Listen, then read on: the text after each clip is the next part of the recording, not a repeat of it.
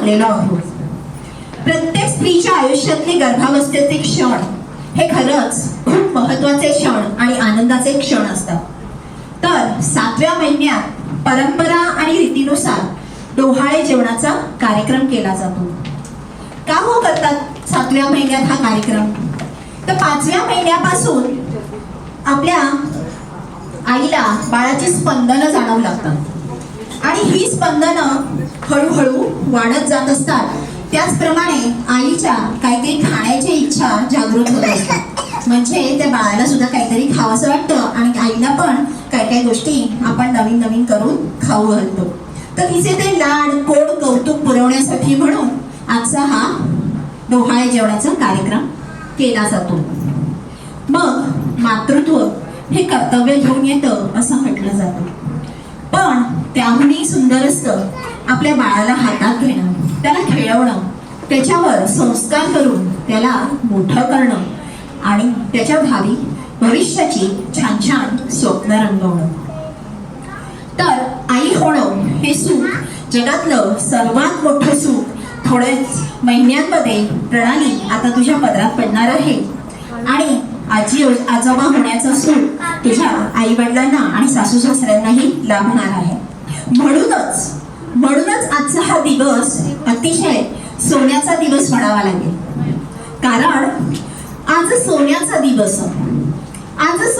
दिवस वंशी दिवा लागायचा. आज सोन्याचा दिवस वंशी दिवा लागायचा.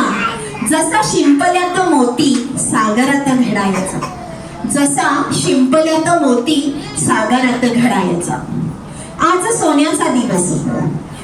सोन्याचा दिवस वेलीवर फुले फुललं. त्याच्या आगमनाची येई मोठी लाजरी चाहुल. आज सोन्याचा दिवस लेक गोपीत उघडे. आज सोन्याचा दिवस लेक गोपीत उघडे. आनंद ते शेत जेव्हा कणसात धरती जाणे. आज सोन्याचा दिवस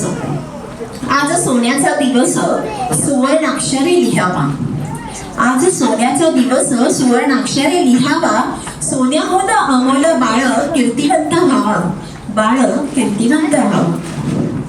आज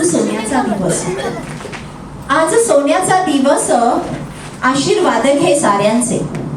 आज सोन्याचा दिवस सखी आशीर्वाद घे साऱ्यांचे. हिरे माणका समान लाखाच्या मोलाचे. सखी लाखाच्या मोलाचे. तर आपले लाख मोलाचे आशीर्वाद आपल्या प्रणालीताईंच्या सुलभ प्रसूतीसाठी आपण देऊयात आणि पुन्हा एकदा टाळ्या वाजवून आपल्या कार्यक्रमाला सुरुवात करूया. तर आता ही माझी बडबड जरा जास्त झाली नाही. आपला